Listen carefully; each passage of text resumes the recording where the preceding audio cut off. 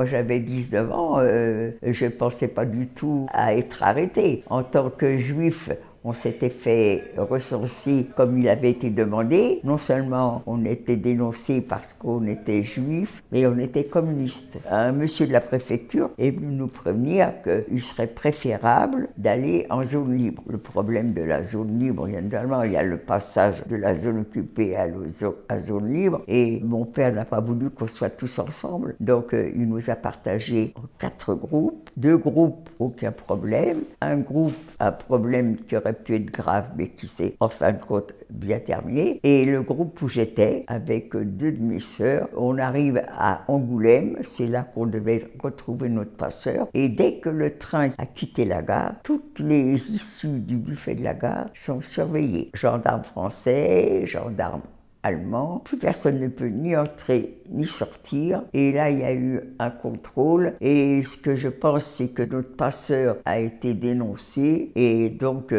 tous ceux qui avaient les mêmes papiers, eh bien, on a été en prison. Combien de temps qu'on était en prison, je ne pourrais pas vous dire. On était dans une salle commune, les femmes tout au moins. Les hommes ont été dans une cellule. On était des jeunes, il y avait des jeunes, il y avait des personnes âgées. Je suppose que les personnes âgées devaient nous haïr parce que nous, on était jeunes, on retrouve des jeunes, on chante, on connaît les mêmes chansons. On se rendait pas compte, mais on allait dans un camp de travail. Qu'est-ce que c'est qu'un camp de travail pour quelqu'un qui n'y connaît rien? C'était un travail dur, ça me faisait pas peur. J'ai 19 ans, je suis costaud. Dans le camp de Drancy, mais il y avait tous les genres de l'humanité. Des femmes enceintes, des enfants, tout le monde se baladait dans le camp de Drancy. Ça faisait comme une grande route. On allait, on revenait. On était prisonniers, si vous voulez, mais avec une certaine liberté. On n'était pas dans des cellules. Mon père ne m'a jamais dit « Mais Ginette, regarde autour de toi. Tu dis que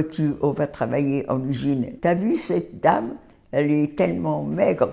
On la pousse, elle tombe. Et t'as vu? Elle a un enfant avec elle.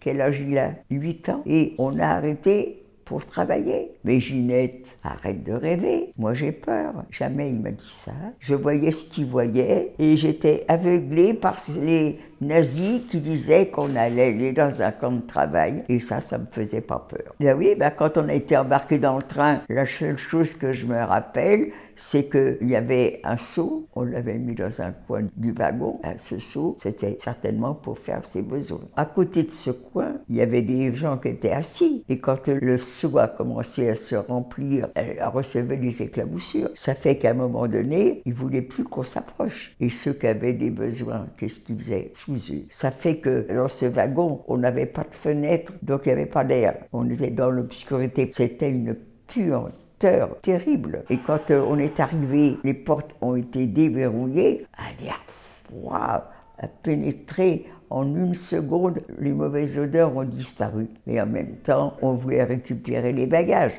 Non, non, non.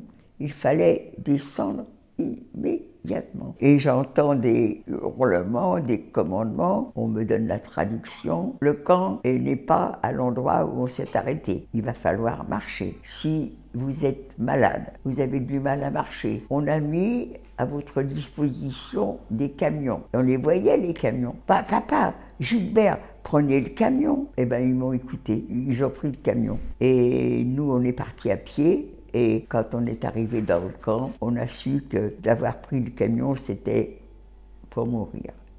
Vous savez, on n'est plus des êtres humains déjà. Hein. On nous a enlevé toutes nos énergies, on n'est plus rien du tout.